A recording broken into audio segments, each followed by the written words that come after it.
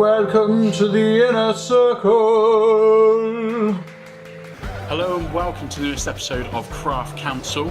We are here in Cheltenham in the wonderful JD Wetherspoon's Moon Under the Water pub. Kindly invited by Damo here, who works at Wetherspoon's, to review their newest craft beer range.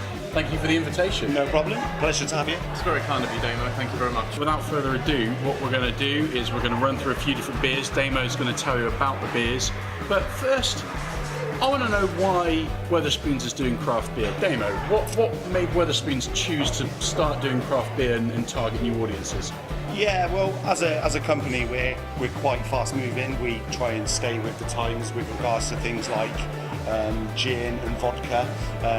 Wetherspoon's has always been renowned for doing really good real ale. Our staple is Ruddles and Green King beers and things like that. So as the times moved on, we've kind of gone from real ale into the craft beer range. Stick with the times and try and make sure that our customers are getting what they want. So how long has it been, Damo, since Wetherspoons have been doing craft beer?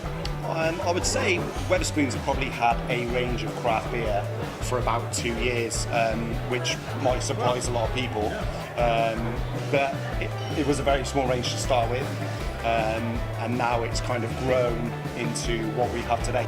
Let's try some beers. Please. What's up for a first, Damo? We're going to try a popular beer called 13 Guns to start with. Okay, a Crafty Dan brewery, owned by Daniel Thwaites Brewery. Interesting fact about them. They started off brewing in 1807, but with the craft beer movement that's happening, they have this great idea to build a brewery inside their brewery, which is the Crafty Dan Brewery, established 2011. A brewery in a brewery. It's like a... Magic. Yeah. Crafty Dan, 13 guns here, 5.5 abbreviation. How does this one sell? Yeah, this is popular because it's one of the craft beers out of the can that we do, which is part of our food menu. So when you buy different things off our food menu, for example, burgers or curry club, on specific days, this drink's actually included as part of the meal deal on those clubs. Oh, great. So it's a nice way of getting people to try different beers. Very sensible.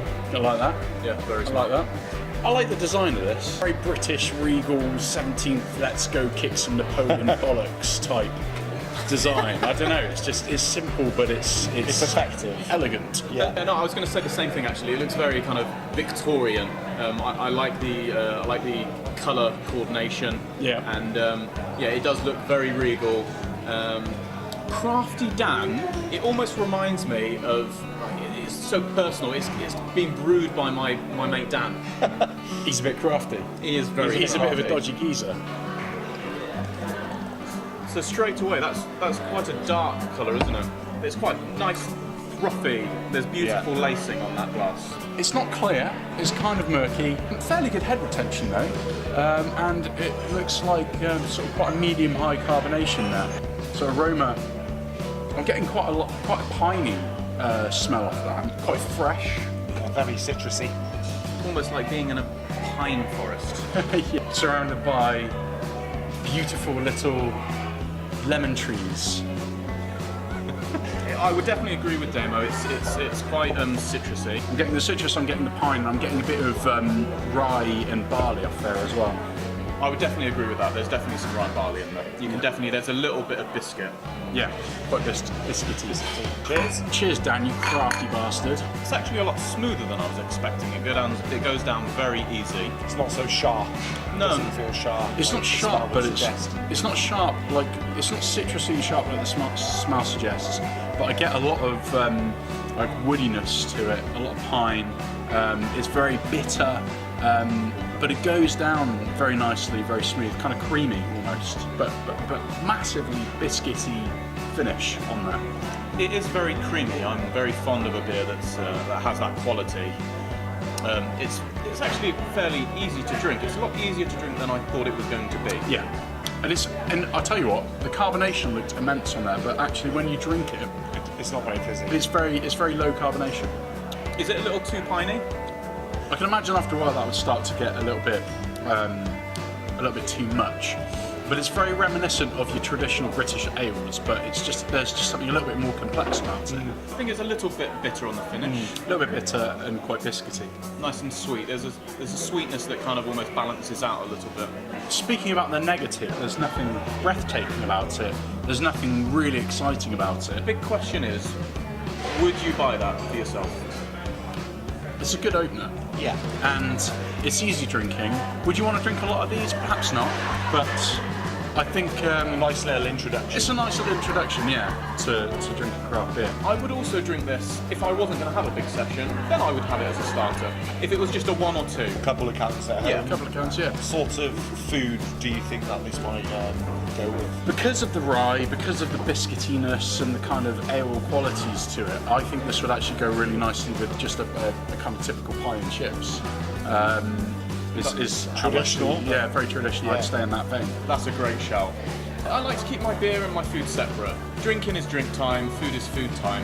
However, when you mention pie, traditional pie and mash, definitely have this with it. Yeah. There you go. For me, this is kind of a complex traditional British ale in the craft vein. Biscuitiness, you've got your bitterness, your pine, your kind of citrus.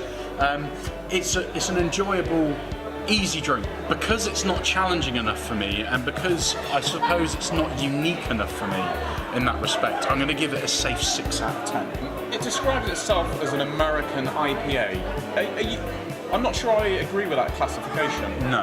I don't think it holds enough sort of strong hops to kind of classify it in that genre. Yeah, the hoppiness is definitely lacking to call it an IPA. I would like the brewer to know exactly what it is and to put it in the right category. What would you categorise it as? A craft ale, a craft amber ale? Yeah, a craft ale. I'm not sure whether I'd want to put anything more in it, but I certainly don't feel that it's an American IPA. No, it's got the strength to it that a nice IPA would probably come with. But yeah, the hops maybe just lack a little bit. Yeah. Definitely agree with that. Lacking of hops. As Ben said, I'm going to give it a 6 out of 10. Classify that correctly and it might get slightly higher. But I certainly enjoyed it, and I would definitely drink it again. For me, I think we've already touched on the main points for it. For the mark, I would give it a 6 out of 10. I'm going to agree with both you guys. It is a good session drinking beer, but probably lacks something that I would usually go for, which would be a bit more hoppy. Dan, you have been the most craftiest of crafty. Good effort. Good try. Keep trying. I like you, but I don't like you enough to invite you to my house party just yet. Won't be long. Won't be long. We'd like to thank Damo for inviting us to Wetherspoon. Yeah. Thank you very much. We will see you for the next episode.